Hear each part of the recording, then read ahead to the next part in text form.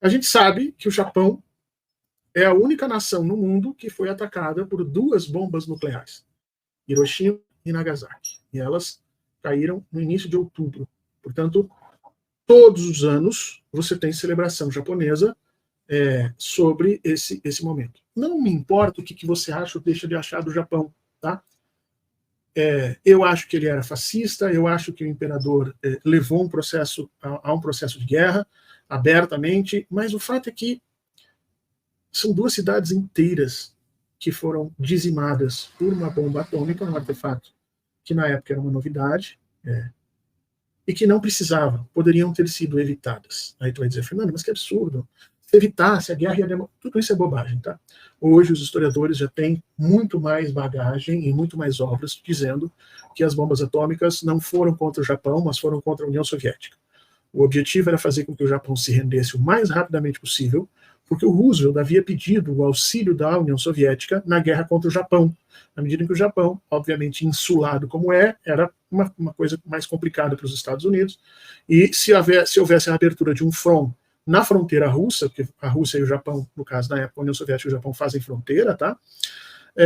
Então, se houvesse essa abertura, os Estados Unidos entendiam que iam perder menos soldados. E o Stalin concordou. O Stalin disse assim que a guerra na Europa estiver resolvida, porque o Stalin queria trazer os Estados Unidos para a guerra na Europa. O Stalin queria que os Estados Unidos abrissem um front europeu. Isso foi aberto só no finalzinho, né, no dia D. Antes disso, os americanos deixaram os soviéticos se ferrarem muito contra a máquina de guerra alemã, e os soviéticos devolveram isso com relação aos japoneses. Enquanto a guerra na Europa não for terminada, nós não vamos entrar em guerra contra o Japão. Pois assim que a guerra na Europa é terminada, a União Soviética declara a guerra ao Japão e prepara um desembarque ao norte do Japão, que seria devastador. E havia um acordo que tinha sido assinado em Casablanca, né, que dizia que todas as áreas que fossem liberadas por norte-americanos, ou norte-americanos, ingleses e tal, seriam áreas essencialmente capitalistas. Todas as áreas que fossem liberadas por soviéticos seriam áreas essencialmente comunistas.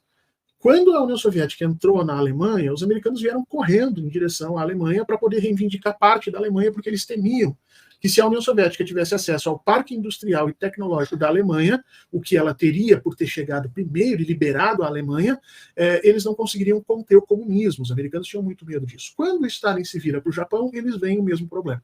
Se a União Soviética acessa o Japão, pode requisitar metade daquela área, e isso significaria problemas para conter o comunismo, que na época se tinha como a principal coisa que os Estados Unidos precisavam fazer. Então, as bombas nucleares são direcionadas para fazer essas 2 coisas que, em realidade, as 2 tinham a ver com a União Soviética. Primeiro, fazer o Japão se render imediatamente, para não dar tempo das tropas soviéticas botarem o pé dentro do Japão e dizerem, olha, nós entramos, então essa área tem que ser compartilhada, como foi feito na Alemanha, e, obviamente, para mandar um recado militar para os soviéticos, né, dizer, olha só, nós temos um equipamento aqui que devasta cidades, e se vocês se meterem à besta, nós vamos usar contra vocês.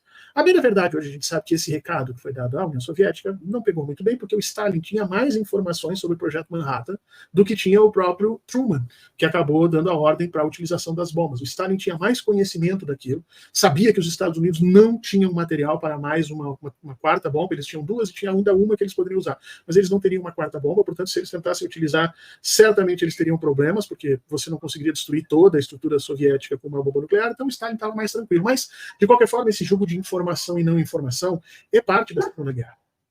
Bom, se consolidou hoje no mundo essa ideia de que Hiroshima e Nagasaki não havia necessidade. É a demonstração da brutalidade do homem, especialmente da nação que se tornou a principal dominante no mundo. O Japão reconhece, né, o domínio norte-americano, foi colonizado por norte-americanos durante muito tempo. Depois da Segunda Guerra houve um processo de domínio sobre o território japonês muito grande, mas eles nunca deixaram de lado esse sentimento nacionalista, tá?